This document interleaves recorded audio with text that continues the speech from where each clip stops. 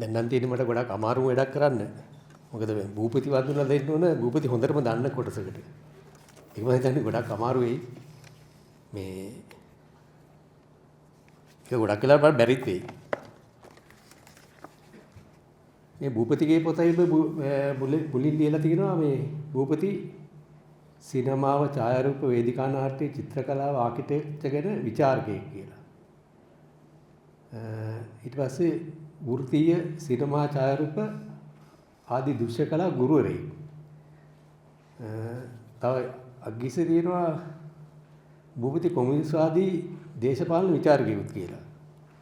මේ ඔක්කොම පැත්තක තියද්දී මම ආසයි මේ භූපති ගුරුවරයෙක් හැටියට පොඩි කොටසක් උදුරලා ගන්න භූපතිගේ ලයිෆ් එකේ මාත් එක්ක තිබ්බ ගනුදෙනුවක් එක්ක මම අපි අර ලස්සන පින්තූර ගන්න කාලයක් තිබ්බනේ වෙඩින් එකක පින්තූර ගන්නවා නිපු කියලා වගේ යාළුවෙක්ගේ මේකම ගිහින් මේ අර සුන්දර මොහොතක් මේ පින්තූර ගන්න වෙලාවේ මමයි සමින්ද ගත්ත කොන්ට්‍රැක්ට් එකක් මම සමින්දට උදව්වට ගියේ භූපති ඇවිල්ලා ඉන්නවා ෆන්ක්ෂන් එකට ගෙස් කෙනෙක් හැටියට භූපති මම දන්නවා එතකොට භූපති මේ ගොඩක් කලින් වුණ සිද්ධියක් මේ පොඩි වේකක් හම්බුනේලා ෆන්ක්ෂන් එක ඇස්සේ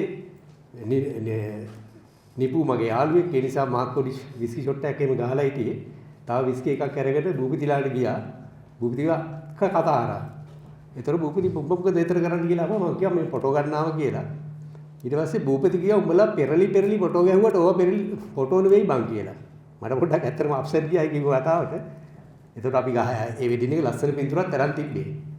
පස්සේ මේ ඕක මම සමින්දට කිව්වා. කිව්වෙන් පස්සේ එක ටිකක් පොඩ්ඩක් අපි ගැන පස්සේ දිගට කතා කරා. කතා කරලා එක වෙලාවක් කියනවා භූපති ගෝල් කියලා මම කිව්වා චාරප ඉගෙන ගන්න තැනකට වැටෙනවා. ඒ ඉගෙන ගන්න තැනකට වැටිලා ලොකු ගනුදෙනුවක් කරනවා ඇත්තටම ගුරුවරයෙක් වාගේ නෙවෙයි අර මචංගරයෙක්ගෙන් ඉගෙන ගන්නවා වගේ සිද්ධියක් වෙන්නේ. ඒක දිගට ඔහොම යනවා. ඇත්තටම අද වෙනකොට ලොකු සංවාදයක් ගොඩනැගී පවතිනවා. හරිම සතුටුයි. එක වෙලාවක භූපති තියරි පොතක් කරනවා. ඒක මේ අපේ එක්සිබිෂන් එකට සමගාමීව කරපු තියරි පොතක්. මේ මාතේ තියෙන මේ පොත භූපති අහනවා එක වෙලාවක මචං බැරිද මේ පින්තූරේ දෙන්න ඔබ අහවල් දරේ ගත්ත කියලා. මට ඒක හිතා ගන්න බැරි නෑ ඇත්තටම. මම මොකටද කියලා මගේ අර පොතේ පිට කවරේට දාන්න කියලා කිව්වා. මට හිතුණා ගුරුවරයෙක් හැටියට ඒ වෙලාවේ භූපති කරපු වැඩේ මට කොහොමද බලපෑවි කියන එක මම සෑහෙන දුර ගමනක් ආවා. සතුරුයි භූපති වා මේ පොතේ මට අත්සන්ක් දෙනකොට වා ලියලා තියෙනවා උඹයි මගේ ආත්මේ එකතුණු පොත මචං කියලා.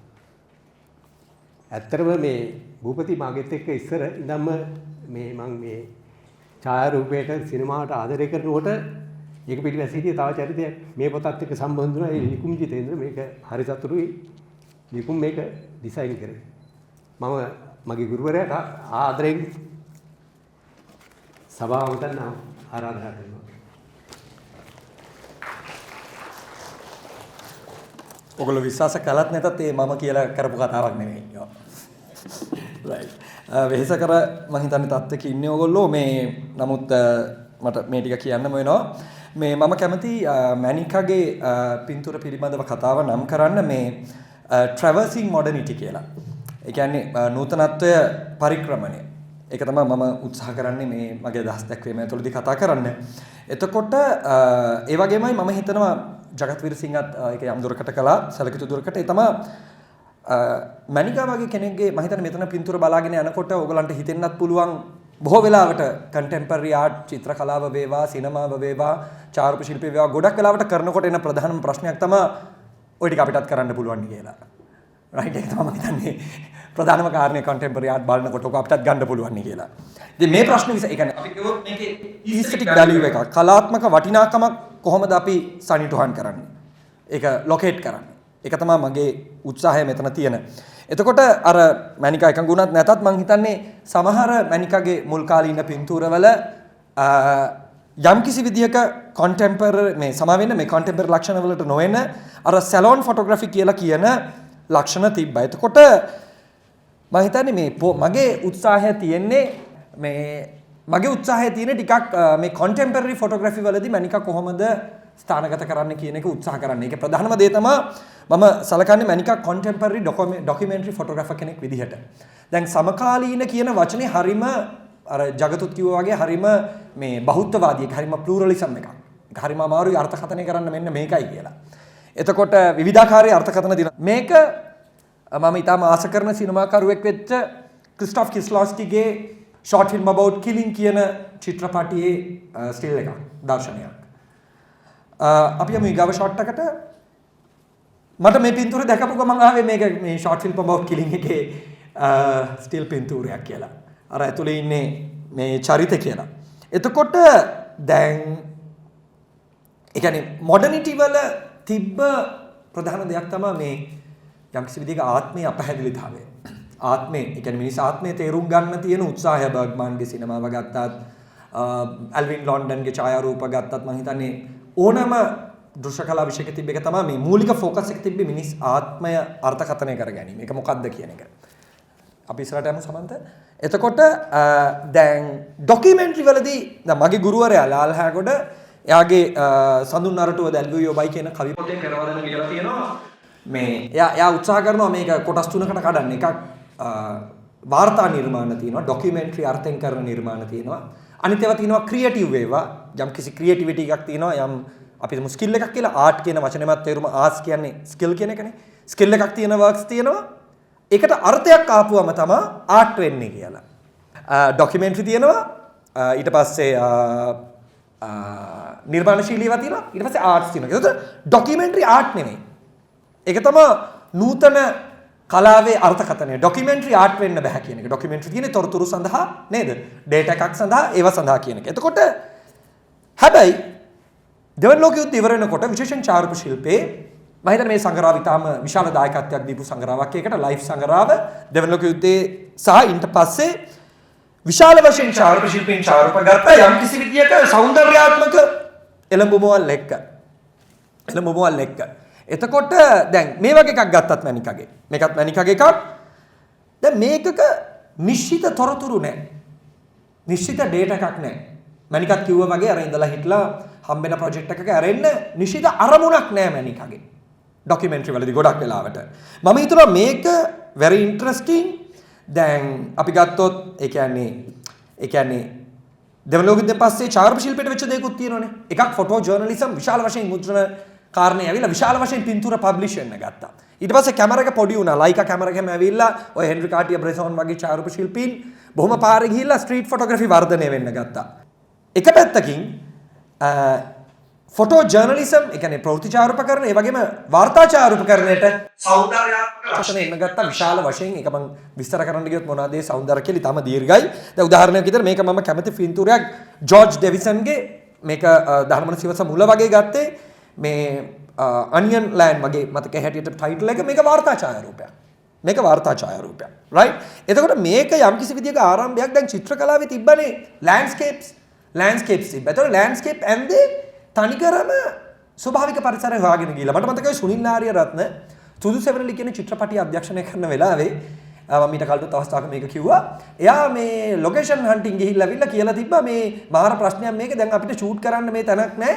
මේ හැමතැනම කරන්ට් වයර් යනවා අර මේ ඒ කියන්නේ මේ ගම්වල මිනිස්සු කරන්ට් නැතුව ඉන්න ඕනේ සුනිල් ආරියරත්න චිත්‍රපට ෂූට් කරන්න. හරිද? එතකොට මේ අර අපිට ස්ටුඩියෝස් එම නැහැනේ. එතකොට දැන් මෙන්න මේ ප්‍රශ්නේ ආවා ලෝකෙ වටේම දෙවන ලෝක යුද්ධයෙන් පස්සේ සීතල යුද්ධය වෙනකොට විශාල වශයෙන් කරන්ට් එක ගියා. දැන් ලෙනින් සහෝදරයගෙන් එක වෙලාවක පත්තරයකින් අහනවා එක්කෙනෙක් ඔයාගේ දිග උත්තර බෑ කෙටියෙන් කියන්න එක වාක්‍යයකින් කියන්න රෙවොලුෂන් එක කියන්නේ මොකක්ද කියලා විප්ලවය කියන්නේ මොකක්ද කියලා. ලෙනින් කියනවා විප්ලවය කියන්නේ කරන්ට් නැති තැන් වලට කරන්ට් දෙන එක කියලා.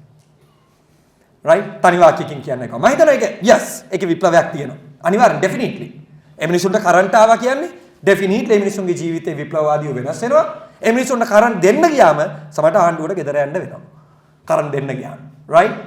එතකොට ඒ කියන්නේ මේ urbanism එක කියන එක ආපුවම man altered landscape කියලා අලුත් කැටගරි එකක් ආවා contemporary photography වලදී. man altered landscape. දැන් ඔය මම හිතන සිනමාවේදී අන්ද්‍රේ තාර්කෝස්කිගේ වගේ ඒවා ගත්තම ඕක තමයි තියෙන්නේ. man altered landscape. documentary කියන subject එක යම් කිසි දුරකට සමාජ විද්‍යාත්මක ලක්ෂණ. ඒ කියන්නේ දැන් ඩොකියුමෙන්ටරි කියන එකෙන් නවතින්නේ නැතුව නේද සෝෂල් ඇන්ත්‍රොපොලොජි එකක්.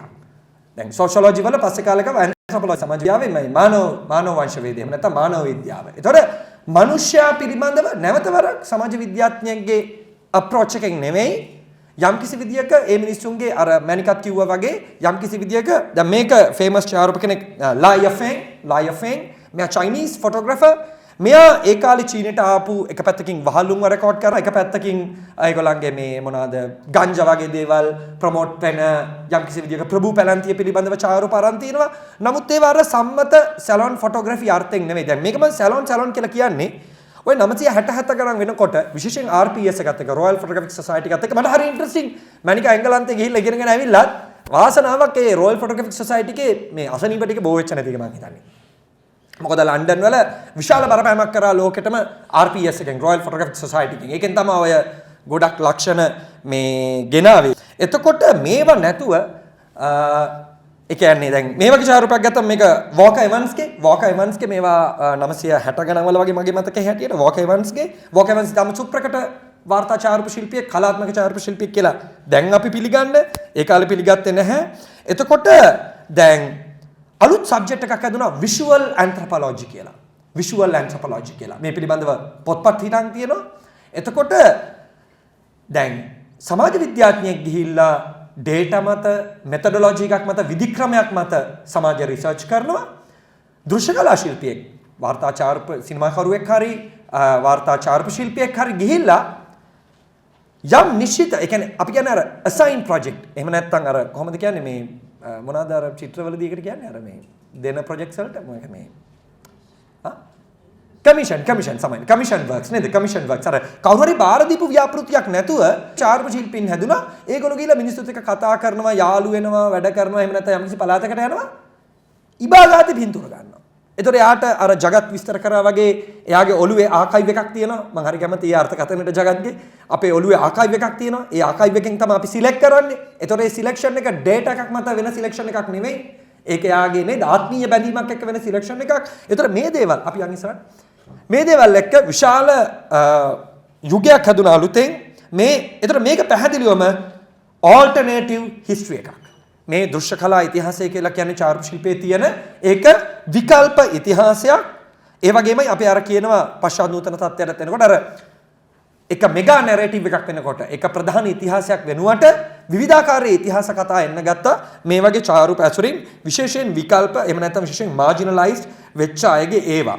එතකොට දැන් මම කැමති මෙතනදී ලොකු ටර්න් එකක් මැනිකාගේ විශේෂයෙන් මැනිකාගේ ඡායාරූපකරණයේදී මැනිකා වගේ තව ඡායාරූප ශිල්පීන් චිත්‍ර ශිල්පීන් ලෝකේ ඉඳලා තියෙනවා.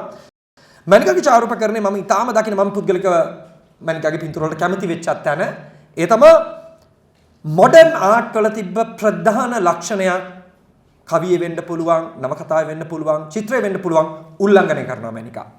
ඒ තමයි මම හිතන්නේ මැනිකා අපි කතා කරන්න ඉඳෙව්වෙත් ඒකයි. මොකද මේ ඔය හරියටම කතා කරේ නෑ හැබැයි අර වීඩියෝ එකේ තිබ්බ ඇක්ෂන් තියෙන ඒ තමයි ඇත්ත මැනිකා. අර මුලින්ම ආපු අය දකින්න ඇති මේ ඒක මෙතන එන්නේ නැහැ ස්ටේජ් එකේ අවසනාවට. ඒ කියන්නේ මැනිකාට ගොඩක් කතා තියෙනවා කියන්නේ. එක පින්තූරයක් පෙන්වුවමනේ අද දැන් ප්‍රශ්න මම හිතන්නේ තව 4ක් විතර ඉතුරුයි නේද? ප්‍රශ්න අහලා ඉවර කරන්නත් බැරි වුණා ප්ලාස්ටික් කරපුවා. එතකොට කතා තියෙනවා කියන්නේ. පින්තූරයක් පිටිපස්සේ කතන්දරයක් තියෙනවා කියන්නේ. එතකොට මොකද්ද මම කියන්නේ කියේ මොඩර්න් ආර්ට් වලින් ගන්න අර ට්‍රැවර්සින් මොඩර්නිටි. මොකද්ද ට්‍රැවර්ස් කරපු තැන මැනිකා? ඒ තමයි අපිට දැන් මම තාම සිනමා උගන්වන්නේ පන්ති වල ආවිලා අනවශ්‍ය ප්‍රශ්න අහන්න එපා පස්සේ. ඒ තමයි ඔබේ පුද්ගලික අත්දැකීමක් විදිහටම ආර්ට් වර්ක් එකට ගේන්න එපා කියලා තමයි මොඩර්න් ආර්ට් වලදී උගන්වන්නේ. මම හරි නේද? සංජීව නේද? එහෙම නේද අපි මොඩර්න් ආර්ට් වලදී උගන්වන්නේ. දැන් චිත්‍රපටි වල නම් කියන්නේ ඔයාලට ඇත්ත ජීවිතේ වෙච්ච එක නේද කීර්ති? එහෙම ගේන්න එපා. එතකොට ඒක චිත්‍රපටියක් නෙමෙයි. නේ? ඒක එහෙම ගෙනාවම චිත්‍රපටියක් නෙමෙයි ඒක. ඒක එහෙම් පිටින් ගේන්න එපා ගෙඩි පිටින් කියන එක. මැනිකා වගේ ඡායාරූප ශිල්පීන් මේක තමයි උල්ලංඝනය කරන්නේ.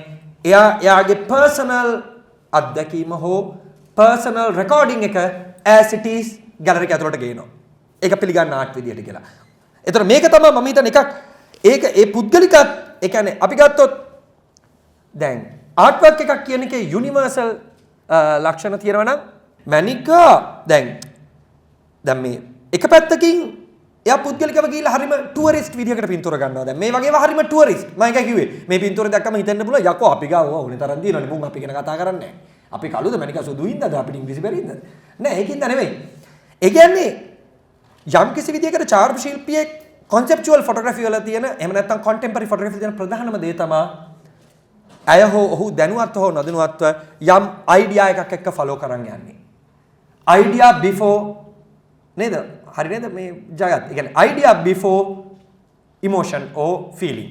ඒක තමයි ප්‍රධානම දේ. මේක මැනිකා එකක වෙනවද නැද්ද කියන එක නෙවෙයි. දැන් මැනිකාගෙන් අහන්න එපා ඔයා මේකද කරේ කියලා. මම ඇනලිස්ට් කෙනෙක් නේ. මම ඇනලිසිස් එක කරන්නේ. මැනිකා එකක උනත් එකයි මට නැතත් එකයි. එතකොට ඒ කියන්නේ දැන් මැනිකා කතා ඇගේ පෞල් පසුබිම හොයලා බලපුවම අර කිව්වා වගේ ඇගේ මිශ්‍රිත ජාතිකත්වය එයාගේ අනිත් පැත්තෙන් වාමාංශික දේශපාලනයට තියෙන පෞල් වල තියෙන සම්බන්ධය එයා පදිංචි වෙලා හිටපු පළාත් මේ සියල්ල ගත්තම දැන් විශේෂයෙන් මඩුවන් වෙලා වලව්ව දිහා බලන මේ නියුට්‍රල් ගේස් එක හරිම මේ ෆ්‍රේම්ස් ඇදයි රයිට් සම්මත අර්ථය නැහැ. එතකොට මෙන්න මේකට අපි කිව්වා ස්නැප්ෂොට් ඊස්තටික්ස් කියලා. මම නෙමෙයි කිව්වේ විශේෂයෙන් කවුද යාගේ නම ස්නැප්ෂොට් ඊස්තටික්ස් මුලින්ම කරපු එක්කෙනා ඩුවෙන් මයිකල්ස් කියලා ෆොටෝග්‍රැෆර් කෙනෙක් හිටියා. ඩුවෙන් මයිකල්ස් මම යාගේ පින්තූරත් පෙන්නන්නම්. ඩුවෙන් මයිකල්ස් ලා වගේ අය මම කියවනට කැමරා එක පොඩි වුණා කියලා. එතකොට හැමෝම පින්තූර ගන්න ගත්තා. බල්ලෝ පූසෝ හැම එකාගේ මතේ කැමරා තියෙන කියලා. එහෙමනේ ඩොන් කිව්වේ අපිට.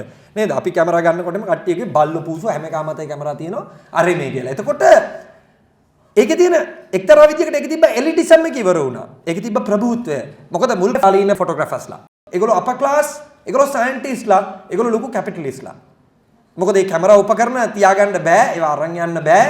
සයන්ස් දැනගෙන ඉන්න ඕනේ, විශාල වශයෙන් කෙමිකල් දැනගෙන ඉන්න ඕනේ, විශාල බුද්ධියක් තියෙන ඊටම ඉහළ පන්තික යුරෝපයේ විශේෂයෙන් මුල් කාලේ ඉන්න පළවෙනි අවුරුදු 60 70 චාරුප ශිල්පීන් කියන්නේ පැහැදිලිවම අපර් ක්ලාස් එක. එතකොට සෙකන්ඩ් වෝල් එකකින් පස්සේ පෝස්ට් ඉන්ඩස්ට්‍රියල් සොසයිටි එක පශ්චාත් කාර්මිකත්වයේ ඒගොල්ලන්ගේ ධනවාදයෙන් ප්ලෑන් එකක්ම ගැහුවා මධ්‍යම පන්තිය ප්‍රසාරණය කරේ නැත්නම් ආර්ථිකයට ඉහළට යන්න බෑ කියලා, ආර්ථිකය දියුණු කරගන්න බෑ කියලා. ඒකෙන් තමයි කැමරාවල මිල අඩු කරලා පොඩියට හැදුවේ, චූටියට හැමෝගෙම අතට කැමරා ආවා. අර මැනිකා කිව්වා වගේ ෆොටෝග්‍රැෆි අර ගෝල්ඩන් රූල් අනම් මනම් ඒ ස්කූල් ඔෆ් තෝට්ස් ඉගෙන ගන්නේ නැතුව මිනිස්සු ඔහෙ පින්තූර ගන්න ගත්තා. ඒකට අපි කිව්වා ස්නැප්ෂොට් ඊස්තටික්ස් කියලා. එතකොට 60 70 දශකයේ වෙනකොට ස්නැප්ෂොට් ඊස්තටික් කියන එක ඇයි ගැලරි වලට බේන්න බැරි කියන ෆයිට් එක ආවා. ගැලරි වලට ගේන්න බැරි. රයිට්? මොකද ඒ වෙනකොට උදාහරණයක් විදිහට ජාත්‍යන්තර කලා සංගම් ඔය ලංකාවේ ජාතික චාරක කලා සංගමය වෙන්න පුළුවන්. අර කිව්වා වගේ ශ්‍රී ලංකා චාරක ශිල්පීන්ගේ සංසදය වෙන්න පුළුවන් නේද? මේවා ජාත්‍යන්තර ජාලයක් බවට හැදිලා ඒවායේ සම්මාන දෙනවා, අසුරු සමාජිකත්වයන් දෙනවා. නම පිටිපස්සේ උගේ නමට වඩා අධික අකුරු සෙට් එකක් තියෙනවා. කොල්ලගේ නම වචන දෙක තුනයි, නම පිටිපස්සේ තියෙනවා පේලි තුනක විතර අකුරු නේ. ඒතර මෙහෙම විශාල ආධිපත්‍යයක් සහිත ඒව විතරයි ආර්ට් ෆොටෝග්‍රැෆි කියලා කියන්නේ. ඒ රූල්ස් ඒ ෆෝමියුලා එකට තියෙන්න ඕනේ, ඒ ලක්ෂණ ටිකට තියෙන්න ඕනේ කියන එක. මේකට චැලෙන්ජ් කරා contemporary photographers-ලා. ඒගොල්ලෝ ගොඩක් කලාවට ඔය F64 group ඊට පස්සේ ගත්තම link ring brotherhood ඒ වගේ ඒවා 960 70 ගණන් වල ඇමරිකාවේ ජර්මනිය හැම තැනම ඊට පස්සේ මම හිතනවා ප්‍රධානම කට්ටිය තමයි ටීචර්ස්ලා. මට වඩා ගොඩක් ශ්‍රේෂ්ඨ ටීචර්ස්ලා දෙන්නෙක් හිටියා. මම ජගත් කිව්වා වගේ අපි දෙන්නට බැඳලා නැති හින්දා ඒ මට්ටමට යන්න බැරි. ඒ දෙන්න කසාද බැඳපු ටීචර්ස්ලා දෙන්නේ. Becher school එක නේද? Becher school එක. Hilla Becher and Bernd Becher Germany වල. ඒ දෙන්න තමයි master teachersලා දෙන්න ground breaking ලෝකේ වෙනස් කරපු. Becher and Bernd Becher. ඒගොල්ලන්ගේ පළවෙනිම ඒගොල්ලන්ගේ මේ ගෝලයක් ඉන්නවා මේ වන විට එයා තමයි ලෝකේ වැඩිම මුදලකට ඡායාරූපයක් මට මතක නැහැ මිලියන් ගාන කීයද කියලා. any visual art top 10 any visual art චිත්‍ර ඔක්කොම ඇතුළුව top 10 ඉන්නවා නේද? ආන්ඩ්‍රේ ගර්ස්කි එයාගේ තියෙනවා මිලියන ගානකට. එයාගේ මන්රේගේ තමයි top 10 වල තියෙන්නේ. ආන්ඩ්‍රේ ගර්ස්කිගෙන් අහනවා එක ඉන්ටර්විව් එකකදී ඔයා බෙචස්ලාගෙන් ඉගෙන ගත්ත පළවෙනිම වැදගත්ම දේ මොකක්ද කියලා. ආන්ඩ්‍රේ ගර්ස්කි කියනවා to avoid the blue sky කියලා. නිල් අහස ගන්න එපා කියලා තමයි මට බෙචස්ලා කිව්වේ කියලා. So what this means? ඒකේ තේරුම තමයි anti aesthetic. එතකොට ඒ වන විට సౌందර්ය කියලා ගොඩනංවල තියෙනවා. මම හිතන්නේ මැනිකාගේ පින්තූර ගොඩක තියෙනවා ඒක. බොහොම මුස්පේන්තු අහසවල් නේද? අපි යමු ඉස්සරහට. එතකොට ඒ කියන්නේ මේවා ස්නැප්ෂොට්. මේවා කෙලින්ම ස්නැප්ෂොට්ස්. බොහොම ස්නැප්ෂොට්ස් වගේ. ස්නැප්ෂොට් කියලා කිව්වේ අවඥාවෙන්. but ස්නැප්ෂොට් ගැලරි වලට ගේන්න පටන් ගත්තා විශාල චාරුප ශිල්පීන් ප්‍රමාණයක්. උදාහරණයක් විදිහට ලී ෆ්‍රෙඩ්ලැන්ඩර් කියන ඇමරිකානු ශිල්පියාව බලන්න. එයාගේ මුළු එක්සිබිෂන් එකක්ම තියෙනවා. මුළු පොතක්ම තියෙනවා සෙල්ෆීස්. 970 ගණන් වල. ඒ මුළු පොතම තියෙන සෙල්ෆීස්. එයා වීදුරු වලින් වතුරෙන් හැමතැනින්ම එයාවම ගත්තා.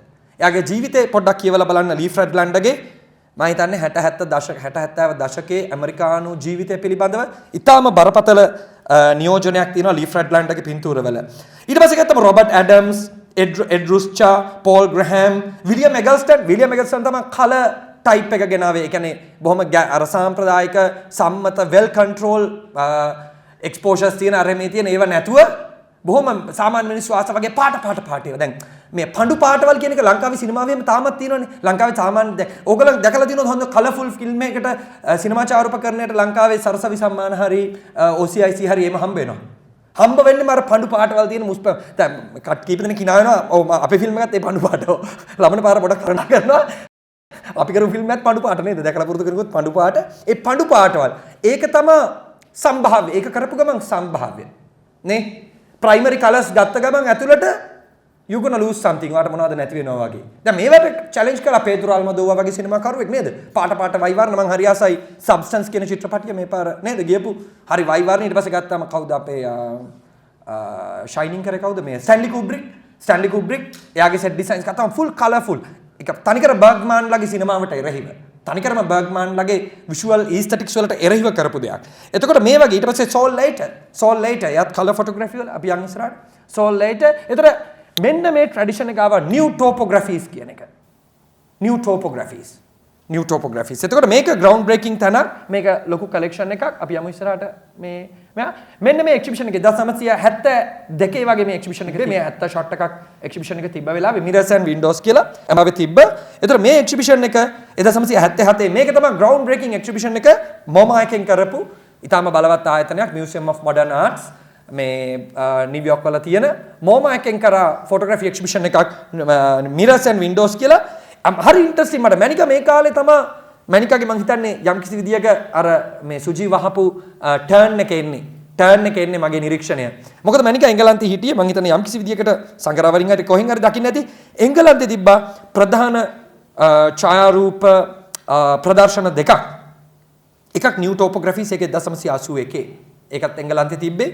ඊට පස්සේ තිබ්බා another country කියලා 1985 ඒකත් එංගලන්තේ ඒක travelling exhibition එකක් විදියට අදටත් යනවා. අදටත් ලෝකයක සංරක්ෂිතව ගොඩක් ලෝක රටවල් වල පෙන්නනවා. Google එකේ ගහලා බලන්න another country කියලා.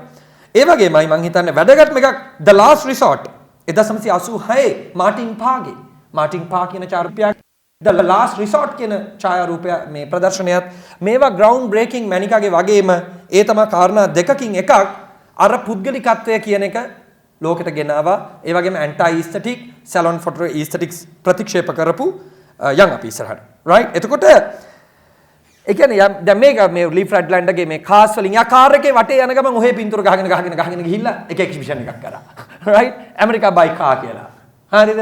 ඔක්කොම ඔය වගේ මිනිහා ඉන්නවා අර මිරර්ස් වල ඉන්නවා එහෙම අනුන්ගේ මිරර්ස් වලත් ඉන්නවා ගෑනු එක කතන්දරක් තියෙනවා. බලන්නකෝ හරි ඉන්ටරෙස්ටිං මේ එක්සිබිෂන් එක බලන්න පුළුවන් නම් බලන්න ඇමරිකා බයි කා බයි ලී ෆ්‍රෙඩ්ලන්ඩ් යන් අපි ඉස්සරහට right. එතකොට මැනිකාගේ ප්‍රසන්ටේෂන් එක විතර මට හරි ඉන්ටරෙස්ටිං.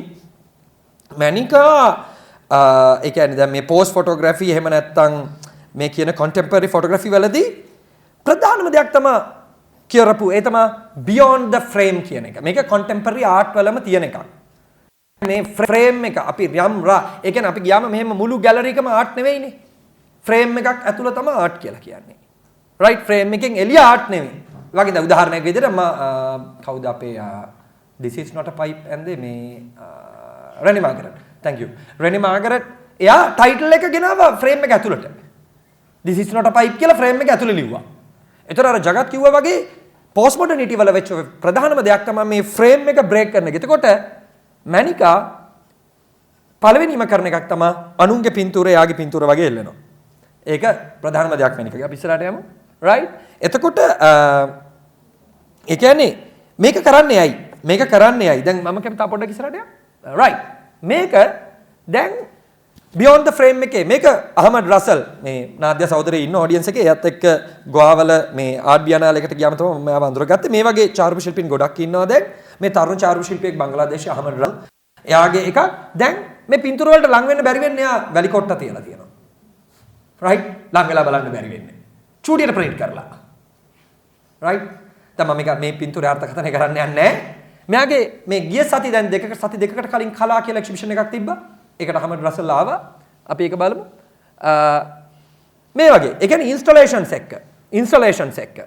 දැන් මේක තනිකර මෙයා තිබ්බේ මේ ගඩොල් හදන ඒරියා එකක බංග්ලාදේශ වල වර්කර්ස්ලාගේ මැනිකගේ වගේමයි නිශ්චිත තොරතුරු නැහැ, අවුට් ඔෆ් ෆෝකස්, එක්ස්පෝෂර්ස් කචල් ෂේක් වෙලා හරිද? එතකොට ඒ කියන්නේ අර ඊටාම හිතාමතාම අර සාම්ප්‍රදායික ඇන්ටයි ඉස්තටික් අවොයිඩ් කරලා ඒ වගේම ප්‍රසන්ටේෂන් එක. මේක මේ JDA කලාගාරේ මේ දැන් සති දෙකකට කලින් තිබ්බේ. අපි ඉස්සරහට යමු. රයිට්. එතකොට තව ඉස්සරහට යමු. හරි. මේ තමයි. දැන් මේක මේ ඩුවෙන් මයිකල්ස්. රයිට්. ඩුවෙන් මේ බලන්න හරි ඉන්ටරෙස්ටිං මැනිකා වගේමයි. රයිට්. මෙයා මොකද කරේ? මෙයාත් අර වගේම පර්සනල් මිනිස්සුන්ගේ ඒ කියන්නේ පර්සනල් ඇල්බම්ස් වල තියෙන විෂුවල්ස් මිනිස්සු රස විඳින.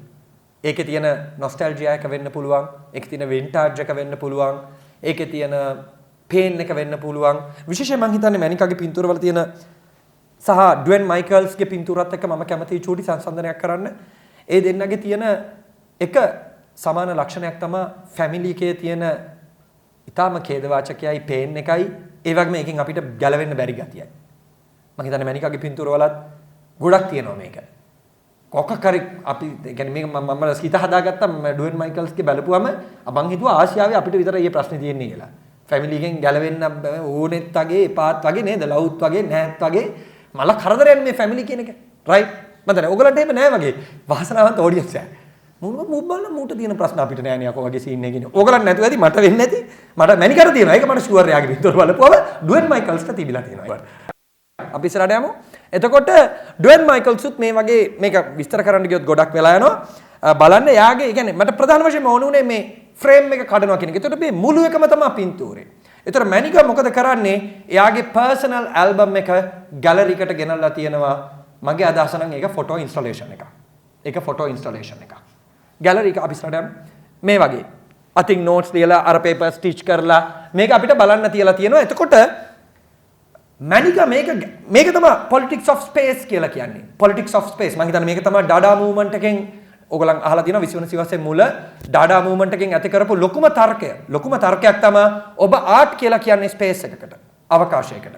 ඒක තමයි මාෂල් ඩුෂෑම් පිස්පෝච්චියක් අරන් ඇවිල්ලා නේද? යුරිනල් එකක් ඇවිල්ලා ගැලරි එක ඇතුළට තිබ්බම ඔටෝමැටිකලි මේක ආර්ට් වර්ක් එකක් වෙනවා.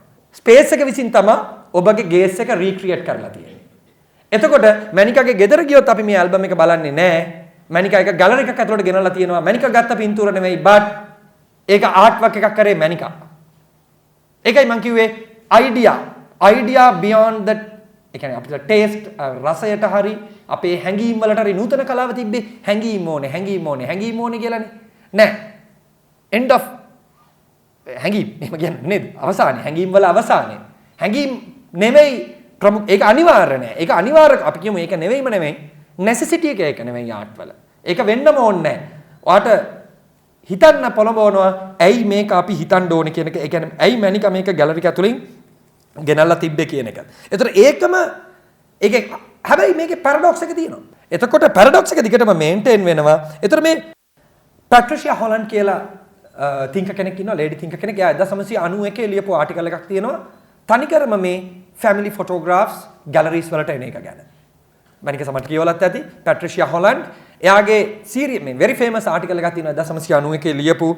දැන් එයා ඒකෙදි විවිධාකාරයේ බුද්ධිමය මැදිහත් වීමක් කරනවා මේ frame within frame. එහෙම නැත්නම් photo in photo තේරුම් ගන්න. right photo in photo. ඒතර මේ ෆොටෝ එකක් ෆොටෝ ගහලා. එහෙම නැත්නම් ෆොටෝ එක අලෝලා ප්‍රසන්ට් කරනවා.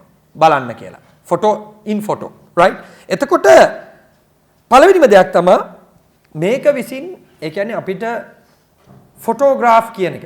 දැන් ඒ කියන්නේ අපිට අර ජීවත් වෙලා හිටපු කෙනාට වඩා මැරිච්ච කෙනා යම්කිසි විදියක ෆෙටිෂ් එකක්.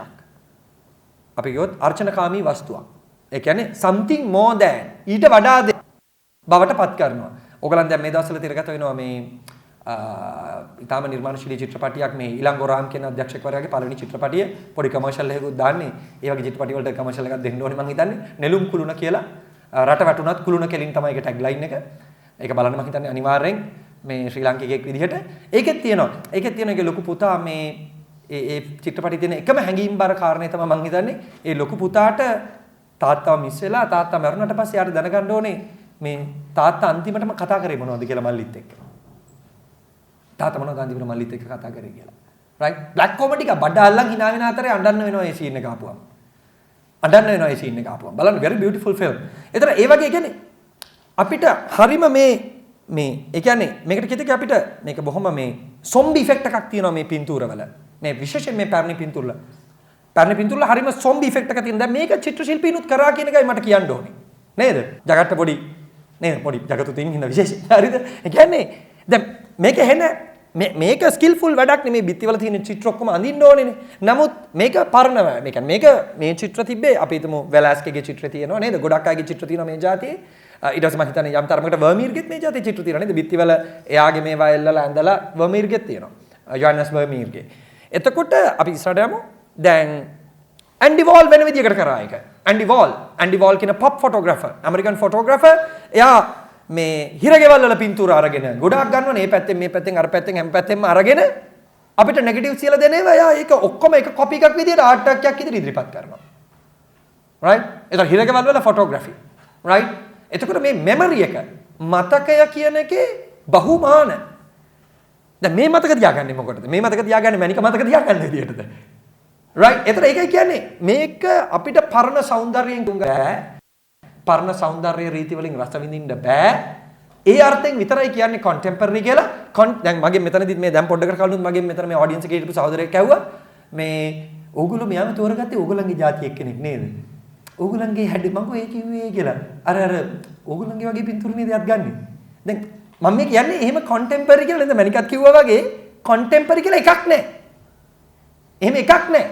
ඉතාම beautiful, ඉතාම colourful හරිම ඒ කියන්නේ දැන් උදාහරණයක් විදිහට මෙතන සාකච්ඡාවේදීත් මතුවුණා මේ ග්‍රෙගරි ක්‍රූසන් වගේ කෙනෙක්. ග්‍රෙගරි ක්‍රූසන්ගේ very beautiful ලොකු ස්ටෝරීස් තියෙන පින්තූරය ඇතුලේ. ෆිල්ම් ප්‍රොඩක්ෂන් එකක් වගේ ග්‍රෙගරි ක්‍රූසන්ගේ ග්‍රෙගරි ක්‍රූසන්ගේ මේ එයා ඩේවිඩ් ලින්ච්ගෙන් තමයි ඉන්ස්පයර් වෙලා ෆොටෝග්‍රැෆි වලට ඇවිල්ලා තියෙන්නේ. මේ ග්‍රෙගරි ක්‍රූසන් තාම සුප්‍රකට මිල අධිකම විශාල ආදායමක් ලබන ඡායාරූප ශිල්පියෙක් ග්‍රෙගරි ක්‍රූසන් unlike මැනිකා නේද? මැනිකා වගේ මේ ඔයාටත් මේ මොන රෙද්දකට දනි මෙහි ආවේ ගිලෙන නැවකට ලන්ඩන් වලට එලා හිටියනම් මෙලාට අපි මේ වගේ පින්තුන්න වෙන කෙනෙක්ව කතා කරමු. right? හරියන් ඉස්සරහ. හරි. එතකොට දැන් මේක හරි ඉන්ටරෙස්ටිං. මම හිතන්නේ අරක ගත්තේ සේනක බිබිලේද? ඔයා මට කිව්ව විදියට දැන් අර පින්තූරේ අරන් තියෙන්නේ සේනක බිබිලේ.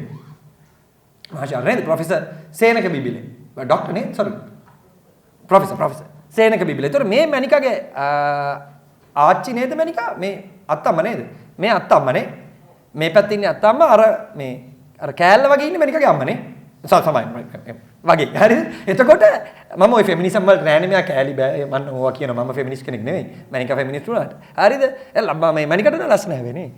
ගතියක් තියෙනවා. හරිද? එතකොට එයා දැන් මේක රීෆ්‍රේම් කරනවා. බිත්තිවල එල්ලලා ඉන්න මේ බිත්තිවල එල්ලලා ඉන්න අපේ උරුමය රීෆ්‍රේම් කරලා ආර්ට් වර්ක් එකක් විදියට ගේනවා. right? එතකොට මට තියෙන මෙතන තියෙන වැදගත්කම මේකයි. මම හිතන්නේ දිගු කාලයක් දැන් මැනිකට මේ ගොඩක් අය හිතනවා contemporary photography ආපුවම substance එකක් කියලා. සාරාර්ථයක් කියලා අපි කියන්නේ. අපිට feel වෙන එහෙම හැඟීමක් නැහැ කියලා. මම හිතන්නේ ඒක සම්පූර්ණ වැරදි අදහසක් කියලා. සම්පූර්ණ වැරදි අදහසක්. නේද? අපි මේ idea එක ඇතුළට ගියොත් මම හිතන්නේ contemporary photographer කෙනෙක්ගේ විශාල එකම තියෙන කරදරේ තමයි contemporary artist කෙනෙක්ගේ තියෙන බලහත්කාරය තමයි එයාගේ art ඇතුළට ගොඩක් එන්න කියලා. ගොඩක් එයාගේ art ඇතුළට යන්න ඕනේ මම හිතන්නේ. දැන් මොඩර්න් ආටිස්ට් කෙනෙක්ගේ එක වර්ක් එකක් බලලා අපිට ගොඩක් වෙලාට රස විඳින්න පුළුවන්. ඒතකොට මම කියනවා contemporary art වලදී ඒ ආර්ට් වර්ක් එක හැදෙන්නේ ඩිස්කෝස් එකකින්. ඒක මම හිතන්නේ ජගත් වීරසිංහත් යම් තරමකට මතු කරා. ඒක ඡායාරූපෙන් එළිය විසින් තමයි ඡායාරූපය හදන්නේ. මේ සාකච්ඡාව තුලින් තමයි ඡායාරූපය හදන්නේ. අපි ඒක ගැන කතා කරන විදිහ අපි ඒක ඇතුළට කොච්චර යනවද? අපි ඉස්සරහට යමු සමන්ත. thank you. right මේ ලී ෆ්‍රෙඩ්ලන්ඩ්ගේ පින්තූරයක් අපි තව යමු. right. දැන් මට පෙන්වන්න ඕනේ මේ සබ්ස්ටන්ස් එක ගැන. මේ සබ්ස්ටන්ස් එක හැදෙන විදිය. දැන් මේක මැනිකාගේ පරණ පින්තූරයක්. පෝට්‍රේට් එකක් විදිහට මම ගන්න මේ එකම පුද්ගලයා කියන මැනිකා මේ grandmother නේද? අර පින්තූරේ හිටපු එක්කෙනාමයි නේද? grandmother. දැන් ඒතර මේක මැනිකා ගත්ත පින්තූරයක්. දැන් මේක අපිට තේරුම් ගන්න පුළුවන් සාමාන්‍ය පින්තූරයක්. බට් මම ආසයි ඊගාව ෂොට් එකට. right? මේක මොකද්ද? මේකේ පුද්ගලයෙක් නැහැ. පුද්ගලයෙක් නැහැ. again candid. හරිම candid. අපි කැන්ඩිඩ් කියලා කියන්නේ නිකන් දැක්ක ගත්තා නේ මහ දෙයක් නෑ just දැක්ක ගත්තා. so මම හිතනවා දැන් මට මේක ඔප්පු කරන්න බෑ. මේක සාධනය කරන්න පුළුවන් කරුණක් නෙවෙයි. දැන් මේ පින්තූරය අනිවාර්යෙන් කැට තියලා කියන්න පුළුවන් සැලොන් ෆොටෝග්‍රැෆි වල එක්සිබිෂන් එකකට දැම්මොත් මේක රිජෙක්ට් අනිවාර්යෙන්. මේක මම හිතන්නේ ඡායාරූප පාසලක ඒ කියන්නේ ඉස්කෝල මට්ටමේ පාසල් මට්ටමේ ඡායාරූප ප්‍රදර්ශනයකට දැම්මත් මේක රිජෙක්ට් වෙන්න තියෙන chance එක ගොඩක් වැඩි. එතකොට මේ තනි පින්තූරය නෙමෙයි. නේ සීක්වල් එකක් විදියට. අපි අර සීක්වල් කියන නම ගත්තෙත් ඒකයි කොන්ටෙම්පරරි වල තියෙන එකක් තමයි දාමයක් කියන එක. සීක්වල් එකක් විදියට යම් ප්‍රැක්ටිස් එකක ඩිස්කෝස් එකක් කියලා කියන එකයි. ඉතිහාසයක් විදියට බාර ගන්න කියන එක. ඉතින් මේක මම ඊටාම කැමති පින්තූරයක් මැනිකගේ මම හිතනවා මේ වගේ ඒවා සාක්ෂියක් යම් කිසි විදියකට සබ්ස්ටන්ස් එකක් තියෙන ඒවට. අපි ඉස්සරහට යමු. මේ මැනිකගේ ජාතිය පින්තූර. නේ? ඒ ජාතිය පින්තූර. එතකොට අපිට මේකට කිතකි දැන් contemporary photography වල මම අර කිව්වා වගේ ආවා ලොකු කතාවක්. ඒ කියන්නේ dehumanized මානුෂික හරණය.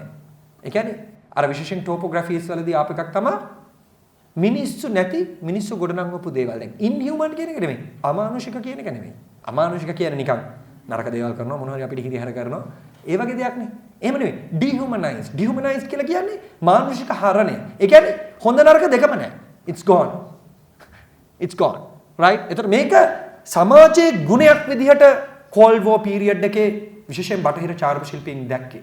සමාජයේ ගුණයක් විදිහට. ඒ කියන්නේ හොඳත් නැහැ නරකත් නැහැ. සෙන් බුද්ධාගමක් නෙමෙයි හොඳේ. ඒ කියන්නේ මම හිතන්නේ අපි තුමු සමහරට ඕනනම් අපිට කියන්න පුළුවන් පරිභෝජනවාදයේ කෙලවර. දැන් මේ මෑත කාලේ මෑත අවුරුදු 10ක විතර මම එක්ස්පීරියන්ස් කරන දේ තමයි අපි දේශපාලන ආරෙමේ කතා කරන්න ගියාම මට ගොඩක් අය උපදෙස් දෙනවා ඔයා මේ මොකටද එහෙම ගිහිල්ලා දේශපාලනේ කතා කරලා මිනිස්සු තරහ කරගන්නේ එපා පාටි වලට කියන්නේ නැහැ මාව. හරිද? ඒත් පොඩ්ඩ මොකක් හරි කවුරුන් මොකක් හරි ගොත් අර ගන්නවා. එතකොට ඒ කියන්නේ මම අරගන්න එක සාධාරණීකරණය කරනවා නෙවෙයි. ඒක මේ හොඳයි කියනවා නෙවෙයි. ඒ කියන්නේ අපි හරිම තක්කඩි. ඒ කියන්නේ අපි මෙයාට ඒ විදිහට නේ එයාට එයා මේකට මේක නේ අපි දන්නවා UMP කාර්යයක් හම්බුනාම පොඩ්ඩක් කතා කරන්න ඕනේ විදිය. අපි දන්නවා දිලිත් ජයවීරගේ හම්බුනාම කතා කරන්න ඕනේ විදිය. NPP කාර්යයක් හම්බුනාම කතා කරන්න ඕනේ විදිය. right? එතන අපි අපේ ඇත්ත අදහස කියන්නේ නෑදෑයෝ තරහ වෙයි, අල්ලපු ගෙදර කා තරහ වෙයි. යා. ඒ කියන්නේ political stance එකට එන්නේ නෑ අපි. right? මේක තමයි dehumanize කියලා කියන්නේ. ඒක හොඳත් නෑ නරකත් නෑ. හොයන්න බෑ. මිනිස්සෙක් නෙවෙයි තවදුරටත්. එතකොට මේකත් වෙනම contemporary photography වල ඒරියා එකක් විදිහට තියෙනවා. විශාල වශයෙන් අයිඩියා එකක් විදිහට ලොකු ට්‍රැඩිෂන් එකක්. ඒ dehumanized urban මේ landscapes cityscapes. නාගරික දර්ශන තියෙන චාරුප තියෙනවා. ගෙවල්ම පින්තූර ගන්නවා මිනිස්සු නැතුව. මිනිස්සු ඉන්න ගෙවල් මිනිස්සු නැතුව. එහෙම ෆොටෝග්‍රැෆර්ස්ලා ඉන්නවා. නමුත් මැනිකාගේ ඒක නෑ කියලා තමයි මට හිතෙන්නේ මැනිකා හැම වෙලේම විශේෂයෙන්ම මම හරියට අපි ඉස්සරහට මැනිකා මේ සමහර ඒවායි තියාගන්න ලයිට් පැචස්. ඒක touch of beauty තියෙනවා. මම කියුවේ මේක හරීම මෙහෙම එක පැත්තකට ලඝු කරලා මෙහෙමයි කියලා කතා කරන්න අමාරුයි කියන එක යම් කිසි විදිහක නිශ්චිත මෙන්න මේකමයි වෙන්නේ කියලා. අපි ඉස්සරහට යමු. right? එතකොට අපිට මේකට කියන්න පුළුවන් යම් කිසි විදිහකට transcendental යම් උත්තராනුභූතික කලාත්මක භාවිතයක්. උත්තராනුභූතික. ඒ කියන්නේ අපිට යම් කිසි විදිහක සෞන්දර්ය ඉතිහාසය ඇතුලේ තියෙන සංඥා පද්ධතිය ඇතුලේ යම් අර්ථකථනයකට ගේන්න බැරි ඒ වගේම යම් කලාත්මක ඉතිහාසය ඇතුලේ තියලා සාධනය කරලා මෙන්න මේකයි කියලා ඔප්පු කරන්න ඉතා සීරු. මම හිතනවා ආර්ට් වල යම් කිසි විදිහක එමැන්සිපේටරි පව එකක් තියෙනවා. යම් කිසි විදිහක විමුක්තිකාමී ගුණයක් තියෙනවා නම් අපිට තියෙන්න පුළුවන් ඒක තියෙන්න පුළුවන් එකම ආකෘතිය තමයි ඒ කලාකෘතිය ඉස්සරහට ගියාම අපේ ආත්මය හෙල්ලෙනවද කියන එක. අපිව යම් අපිට නොදන්න අපිටත් තේරෙන්නේ නැති මට මොකක්ද උනේ කියලා මටත් හිතා ගන්න බැරි මම මේ බොහොම සරලව කියන්නේ මටත් හිතා ගන්න බැරි ඉෆෙක්ටිවිටි එකක් තවදුරටත් ඇති කරනවාද කියලා. එතකොට contemporary artistලාට ආපු ගැටලුව තමයි අපේ ජීවිත ගොඩක් වෙනස් වෙලා තියෙනවා. අපේ ජීවිත දෙවන ලෝක යුද්ධයෙන් පස්සේ සීතල යුද්ධයෙන් පස්සේ සෑහෙන දුරකට වෙනස් වෙලා තියෙනවා. ලංකාව තවදුරටත් අර කොලෝනියල් පෝස්ට් කොලෝනියල් ජීවිතේවත් නෙවෙයි අපි ගෙවන්නේ. ඒක yes ඒකේ පොලිටික්ස් සම්පූර්ණයෙන් නැති වෙලා ගිහිලා කියන එක නෙවෙයි ඒකේ අදහස. නමුත් අපි මෙන්න මේ අපේ අලුත් පැවැත්ම පරණ ආර්ට් ෆෝම්ස් වලින් අල්ලගන්න පුළුවන්ද කියන ප්‍රශ්නේ. ඒතර මේකෙදි මම හිතනවා මැනිකා ලංකාවට කොන්ටෙම්පරරි කියන චාරුප ශිල්පයට ලංකාවේ චාරුපකරණයට කොන්ටෙම්පරරි කියන එක එන්න හිතන්නවත් කලින් මැනිකා ඊටාම හුදකලාව මම කැමති මැනිකා නිකන් කියන්නේ ඩිසිඩන්ට් ආටිස්ට් කෙනෙක්. ඒ කියන්නේ හරිම විමතික. ඒ කියන්නේ එයා ලංකාවේ කොන්ටෙම්පරරි ආර්ට් ෆීල්ඩ් එක කියලා එකකුත් නැහැ. සැලෝන් වලින් යාව ගන්නෙත් නැහැ. පවුලෙන් යාව බාර ගන්නෙත් නැහැ. කලාකාරයෝ බාර ගන්නෙත් නැහැ. පවුල බාර ගන්නනේ සෝරි සමාවෙන්න. පවුල ඇවිල්ලා ඉන්නව නෑ නේද? මං කිව්වාට පවුලට එන්න කියන්න එපා කියලා. හරිද? මං කිව්වා මේක බෙදා හරින්න එපා. පවුලෙන් බාර ගන්නෙත් නැහැ. මම දන්න විදියට. හරිද? එහෙම නෙවෙයි සමහරට බාර ගන්න ඇති. ඊට පස්සේ පොලිටිකලි ගත්තා. මෙයා වමේද දකුණේද ලොකු වාමාංශික හිස්ටරි එකක් තියෙනවා. දැන් ධනවාදී නම් යකෝ හොඳට ආර්ට් වර්ක්ස් ටික විකුණු කියලා නේද? සස්කියා ෆර්නැන්ඩෝට නිකන් දෙකට නැමිලා හරි මොනවා හරි කරලා අනේ අක්කේ එහෙම කරන්න එපා. සෝරි අක්කේ නෙමෙයි නංගි නේද? සස්කියා නංගි එහෙම කරන්න එපා. මේක මොනවා හරි අපිට යකෝ මේ ජගත් වීරසිංහ එකක 35000ට විකුණනකොට එමුත් ලක්ෂ මගේකට 10ක් බං කියලා එහෙම පස්සෙන් යන්නෙත් නෑ මැනිකා. නේ? එහෙම යන්නේ නෑ. එහෙම ගිහිල්ලා නෑ. මමත් අහුවා මැනිකාගෙන් ඕක මේ සමහරට සෑහෙන අස්කෘතාවකින් ජීවත් වෙන්නේ. ওই පේන ලුක් එකම නෙමෙයි. ඒතර මම එකක කියන්නේ මේකේ තියෙන විශාල අර විමතික භාවයක්. ඒ කියන්නේ ඒ පැත්තටත් නැති මේ පැත්තටත් නැති. මේක මම හිතන්නේ කලාව වගේ ක්ෂේත්‍රයකදී නරක දෙයක් කියලා. අපි මේකේ හොඳ නරක නම් කතා කරන්නේ මම හිතන්නේ ඒක නරක දෙයක් කියලා. මම හිතනවා ඒකම තමයි මැනිකාගේ ලොකු සර්වයිවල් එකක් කියලා. මේක අර කැස්බෑවෙක් වගේ එයා අපි මේ කරන්නේ අපි දැන් මේ කරන්නේ නරකක්ද දන්නේ නැහැ. මේක කරාට පස්සේ මැනිකට කරදර කරලා මනම් ගලා මල කෙලියක් වෙයිද දන්නේ නැහැ. මැනිකා සේප් එකේ හිටියා. හරිද? අපි යන් ඉස්සරහට එතකොට දැන් මේත් අර මේ කියන්නේ මම හිතනවා මැනිකා විශාල වශයෙන් ලංකාවේ ඕඩිනරි විෂුවල් කල්චර් එකේ ක්‍රොනොලොජි එක සාමාන්‍ය මිනිසුන්ගේ දෘශ්‍ය සංස්කෘතියේ ඉතිහාසයේ විකාශනය සාමාන්‍ය ඕඩිනරි මිනිසුන්ගේ නේද දැන් අපි හිතමු අපි ගෙනල්ලා මම මේ ළඟදී ජගත් වීරසිංහත් එක්කත් පොඩි වාදයක් ගියා ඒ කියන්නේ අපි හිතමු දැන් මට බෑනේ ජෝර්ජ් කිඩ්ගේ චිත්‍රයක් ගෙනල්ලා අපේ ගෙදර එල්ල ගන්න සල්ලි නෑ මට ඇත්තටම රයිට් සාමාන්‍ය මිනිසුන්ගේ වල ජෝර්ජ් කිඩ්ගේ චිත්‍ර නෑනේ යාළුවන්ගේ හරි මේ මන් දැන් තරමින් තියෙනවා හරිද හැබැයි අපේ ගෙවල එම් චාර්ලිස් කියව තිබ්බා ජගත් වීරසිංහ සහෝදරයා තමයි මට මේක ඉගෙනුවේ. එයාගේ ආර්ටිස්ට්රි කෝස් එකේ ශිෂ්‍යෙක් වෙලා හිටියා. ඒ කාලේ තමයි මම හොඳටම මේක ඉගෙන ගත්තේ. එම් චාර්ලිස්ගේ චිත්‍ර අපේ ගෙවල් වල තිබ්බනේ. එම් චාර්ලිස් ලිතෝ කඩදාසිය මුද්‍රණය කරලා ඔය ආව. මම හෙන පල් ගිහිල්ලා දන්නේ මේ එම් චාර්ලිස් කියන මම මේ ආසියාවේ බුදුහාමුදුරුවන්ගේ ඇඟේ හැඩේ මේක නෙමෙයි. හරිද? එතකොට ඇයි මේ නේද? දිගටියත් හීනියත් ඇන්දේ කවුද අපේ සෝමබන්දු විද්‍යාපති. එහෙම නැත්තම් නේද මේ අපේ කැලණියේ මෙයා එහෙම නැතුව බෝල පිරිපුන් කම්බුල් හරි චබි බුදුහාමුදුර කෙනෙක් නේ එම් චාර්ලිස්ගේ ඉන්නේ නේද? ඒතර මේවයි දෘශ්‍ය ඇත්ත බුදුහාමුදුරුව අපි කවුරුත් දැකලා නැහැනේ. ඒතර අත්ත බුදුහාමුදුරුව මෙහෙම චබි බෝල කියලා අපිට ඉගැන්නුවේ එම් චාර්ලිස් මහත්තයාද? එම් චාර්ලිස් මහත්තයා පිටිපස්ස හිටියේ කවුද? ඒ මොකක්ද ඒ ප්‍රොජෙක්ට් එක? right very interesting. ඒතර මේක තමයි අපි කියන්නේ visual history. මේ මම බොහොම කෙටි උදාහරණයක් කිව්වේ. ඊට වඩා ඉතා විශාලයි ලංකාවේ දෘශ්‍ය අපි මොනවද දැන් ගෙවල් වල පින්තූර එල්ල ගන්නේ? මං ජගත්තට ළඟදී කිව්වේ දැන් මිඩල් ක්ලාස් එකේ එල්ලගන්නේ මේ ඇබ්ස්ට්‍රැක්ට් පේන්ටින්ග්ස්. කාමරවල හොටෙල් වල ගියාම තියෙන ඇබ්ස්ට්‍රැක්ට් පේන්ටින්ග්ස්. ඉච්චේ කරුණාරන්තර මොනව හිතනවද දන්නේ නැහැ. ඉච්චේ කරුණාරන්තර කවදාවත් හිතන්නේ නැද්ද ඒ කාලේ ඇබ්ස්ට්‍රැක්ට් කෙනකොට යකෝ ගෙවල් වල මධ්‍යම පාන්තිකේ හෝටල් වල හැමතැනම මගේ චිත්‍ර එල්ලගනී කියලා. ලෝකේ කරගෙන විදිහ හරි අමුතුයි. හරි අමුතුයි. දැන් බියුටි එල්ලගන්නේ නැහැ. දැන් මෙතන නෙළුම් කුරුණ මේ මෙතන පාරේ මහවැලියෙන් එළියේ යන ගමන් බලන්න රුපියල් 3000 සිට මිලියන කීපයක් දක්වා ඇබ්ස්ට්‍රැක්ට් පේන්ටින්ග්ස් තියෙනවා. ඒක ඩෙමොක්‍රටික් වෙලා තියෙන්නේ. දේශපාලන ආර්ථිකයෙන් ගත්තොත් ඒක ප්‍රජාතන්ත්‍රවාදී වෙලා තියෙන්නේ. ප්‍රමිතිය නම් ඉතින් කතා කරන වෙන මාතෘකාවක් නේද? හරිද? එතකොට මම කියන්නේ මම මේ උදාහරණ දෙකක් කිව්වේ අපේ ගෙවල් වල. ඒ කියන්නේ අපි කියමු එකට වර්ණකියුලර්. ස්වදේශීය නේද? වර්ණකියුලර්. ස්වදේශීයද ඒක භාෂා නේද? ස්වභාෂාවයි. ස්වභාෂා කියන්නේ මේ කතා කරන ලැන්ග්වේජ් එක කියන එක නෙමෙයි. අපේ සංස්කෘතික සංඥා පද්ධතිය කියන එක. අපේ සෙමියොටික් එක අපි ජීවත් වෙන. right? එතන මේක මැනිකාගේ කී ටොපික් එකක් දිගින් දිගටම. එයාගේ පවුලෙන් පටන් අරගෙන එයා ක්‍රිස්ටියන් ට්‍රැඩිෂන් එකට එහෙට මෙහෙට නේද? විවිධ පැතිවලට යනවා. මැනිකාගේ මේන් තීම් එකක් ලංකාවේ වර්ණකියුලර් සාමාන්‍ය මිනිසාගේ තියෙන දෘශ්‍ය සංස්කෘතිය. මම එක කිව්වේ මේක සෝෂියොලොජිකල් කියලා, ඇන්ත්‍රොපොලොජිකල් කියලා. මේක හරි ඉන්ට්‍රස්ටිං. මම ජගතුත් මම දැක්ක හෙල්ලෙනවා මේ බින්දුරේ ආපුවම. ජගත් හෙල්ලිච්ච ගිතාම සාධාරණයි. මේක මැනික 80 ගණන් වල වගේ ගත්ත මට නිකන් ක්වලිටි එකෙන් තේරෙන්නේ. ඇත්තද? 2000 ගණන් වල වගේ. 2004 my goodness then very interesting. මේක මම අහන්නත් හිටියේ මේක 2004 වගේ ලු මැනිකා කියනවා ගත්තේ. අපි ඊගාව එකක් බලමු. මේක අපේ ප්‍රදීප් චන්ද්‍රසිරිගේ නේ ප්‍රදීප් චන්ද්‍රසිරිගේ. එතකොට මේ මන්නේ කියන එක. නේ මන්නේ කියන්නේ එලිමට අපි පොඩ්ඩක් ආයි බෑක් කරමු මැනිකාගේ එකට දැන් still life මැනිකාගේ තියෙනවා අපිට පෙන්වන්න බැරි වුණා අද වෙලා මදි වුණා. පුළුවන් නම් බලන්න still life series එකක්. still life දැන් still life කියන එකේ ඔබ්ජෙක්ට්ස් තියෙනවනේ නේ. ඒ කාලේ දැන් අපිට ඕල් වලට නම් කියන්නේ පළතුරු ටිකක් තියලා ඇඳපන් කියලා. හරිද? අපි එහෙම පළතුරු කාලත් නෑ. අපි චිත්‍ර ඉවරනකන් ඉන්නේ පළතුරු ටික කන්නේ. හරිද? එතකොට නිකන් අර දෙවිවරුත් ලංකාවේ පළතුරු වලට හරි ආසයිනේ.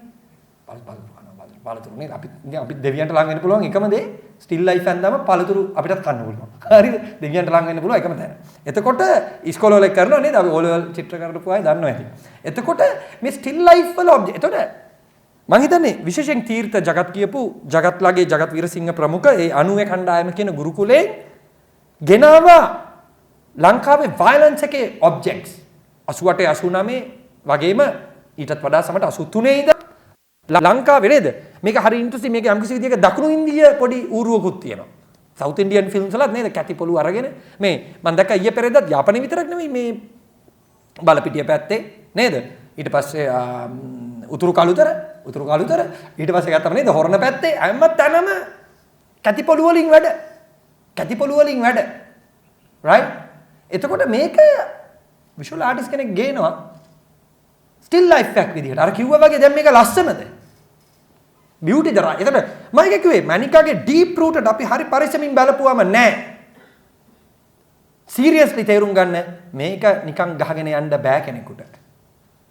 නිකම් පින්තූර ගහගෙන යන්න බෑ yes මේව හරි සිම්පල් කැන්ඩිඩ් වගේ තමයි but very deep rooted anthropological මම හිතන්නේ ඔයගලන්ට කියවන්න පුළුවන් නම් හොඳයි සසංක පෙරේරා යම් තරමකට එළියලා තියෙනවා මම හිතන්නේ පටිත සංග්‍රහයේ ලංකාවේ දෘශ්‍ය කලා සමිතියෙන් යාපනයේ පිළිබඳවත් ආටිකල් එකක් ගියා සසංක සංකල්ප පටිත සංග්‍රහයේ අපි යමු ඉස්සරහට එතකොට මේ අර ලෑන්ඩ්ස්කේප්ස් මම ඉක්මනින් ඉවර කරනවා මේ මැනිකාගේ ලෑන්ඩ්ස්කේප්ස් එතකොට මේවා මම අර කිව්වේ අර මේ මම මේ වෙනම අර સંદર્ભය ගලවලා අර කලින් සාකච්ඡා කරපු කොන්ටෙක්ස්ට් එකෙන් එළියට අරගෙන මම කියන්නේ මේක අර දැන් මේක ලෑන්ඩ්ස්කේප් එකක්ද අර බියුටි තියනවාද නේද මේ මැනිකට බැරිද පොඩ්ඩක් ඉඳලා දැන් මාස ගානක් හිටියා නේද මැනිකා පොඩ්ඩක් ලයිට් එකක් එනකන් ඉඳලා ලස්සන කොළ පාටක් එනකන් ඉඳලා නේද මේ අර අන්ඩ්‍රේ ගර්ස් කියලාගෙන් පටන් බෙචර් ස්කූල් එකෙන් පටන් ගත්ත අර ඇන්ටයි ඉස්තටික් ට්‍රැඩිෂන් එක. එතකොට මේ මෙතන වෙන්නේ මොකද්ද කියලා ඔයගොල්ලන්ට කතා කරලා කිව්වා අද සම්මන්ත්‍රණයේදී. මේ ස්කොට්ලන්ඩ් වල නියුක්ලියර් නේ. එතකොට බියුටිෆුල් ලෑන්ඩ්ස්කේප් එකක මේක වෙන්නේ. very beautiful landscape එකක මේක වෙන්නේ. ඊටාම සුන්දර බොහොම කාම් මැනිකා කිව්වා මිලිටරි ඇඳුනුත් නැහැ කියලා. right? ඒක තමයි මම හිතන්නේ මර්ධනය කරන්න පුළුවන් හොඳම ක්‍රමය. නේද? ඇඳුමත් අයින් කරලා දැම්මට පස්සේ මිනිස්සු පාලනය වෙන්නෙම නැහැ කියලානේ. නේ? හරි. ඒක මම හිතන්නේ අපිට වඩා ගොඩක් දියුණුයි ඒගොල්ලන්ගේ මර්ධනය කියන එක. අපි ඉස්සරහට යනවා. right? ඉතින් මේ වගේ. ඒතර මේ හරිම ඩිරෙක්ට්. ඉතින් මට පෙන්වන්න ඕනේ උනේ මැනිකාගේ පින්තූරවල තියෙනවා ඊටම ඩීප් රූටඩ් මේ සෝෂියොලොජිකල් ඇන්ත්‍රොපොලොජිකල් and විශේෂයෙන් මේ පහු කාලේ වෙනකොට මැනිකා පිළිගත්තත් නැතත් ඊටම ඩීප් රූටඩ් පොලිටිකල් දේශපාලන මානයක්. අපි ඉස්සරහට යමු. මේ ඔක්කොම මැනිකා බොහොම ඩිරෙක්ට් ඉඟි කරනවා මේ වටපිටාවේ තියෙන දේවල් මොනවද කියලා. ඒකයි එක පැත්තකින් මේක ඩොකියුමෙන්ටරි but මේක පබ්ලිෂ් වෙන්නේ කොහෙද? මේක නිවුස් පත්තරයක යන්නේ නැහැ. මේවා යන්නේ නැහැ නේද? එතකොට අපිට කියතකි contemporary art වලදී අර ඩාඩා මූවමන්ට් එකෙන් කිව්වා වගේ අපිට කියන්න පුළුවන් දේ තමයි මේක පබ්ලිෂ් වෙන තැන අනුව තමයි what is art and what is non art අරමුණ තීරණය වෙන්නේ. මම හිතනවා ඒක අද යුගයේ ආර්ට් මාකට් එකත් එක්ක ගත්තමත් politics of aesthetic සෞන්දර්ය දේශපාලනයේ පැත්තෙනුත් මේක මං හරි ආසයි මේ සියල්ල ඇස්සේ පොඩි නේද මේ මොකද කියන්නේ පොඩි මෙව් එකක් කියන්නේ පොඩි දැන් මේ ලයිට් පැච් එකට ලොකු ඉතිහාසයක් තියෙනවනේ චිත්‍ර කලාවේ නේද ජගත් මේ ඩිවයින් ලයිට් පැච් එක චූටි ලයිට් පැච් එක සෝ මම හරි ආසයි මේක මගේ නරේෂන් එකක් මම මේ හැදුවේ මැනිකාගේ නරේෂන් එකක් නෙවෙයි මගේ නරේෂන් එකේ මම කැමති මේක අන්තිම හරියට දාන්න මේ සියලු නියුක්ලියර් මේ ඊටාම භයානක ඊටාම මම හිතන්නේ ඊයේ පෙරදා නොලාන් පවා මම හිතන්නේ වැඩ වරද්ද ගත්තේ මේ මාතෘකාවට ගිහිල්ලා ක්‍රිස්ටෝෆර් නොලාන් පවා නේද අනේ කොච්චර කරත් එහෙම නැහැ ඕපන්හයිම නේද එහෙම කියන්න එපා යාට වගේ පොඩි බබාහුකුන් නලවන චිත්‍රපටයක් කරලා තිබා ක්‍රිස්ටෝෆර් නොලාන් සහෝදරයා අපි යන් ඉස්සරහට right එතකොට ඉතින් මට කියන්න තියෙන්නේ මේ ස්ලෑවෝ ජිජැක්ගේ පොතක නම මේකෙන් මම ඉවර කරනවා මැනිකාගේ පින්තූර මේ traversing modernity කියන එකේ මැනිකා මේක traverse කරලා අපිට පෙන්වන්න හදන දේ මොකක්ද කිව්වොත් මම හිතනවා අපේ රටට වැඩිපුරම පාවිච්චි කරන වචනයක් පැරඩයිස්. ඒක වොජිජක්ගේ පොතක නමක් අවුරුදු කිහිපයකට කලින් ආපු මම හිතන්නේ මැනිකාස් photography is about trouble in paradise. මම හිතනවා මේ පැරඩයිස් එකේ තියෙන අර්බුදය තමයි ඒක ස්ලෑවෝ ජිජක්ට ස්තුතිවන්ත වෙමින් ගන්න වෙලාවට මම ඉවර කරා නේද පොඩ්ඩක් යමක් ඉගෙනගෙන තියෙනවා. බොහොම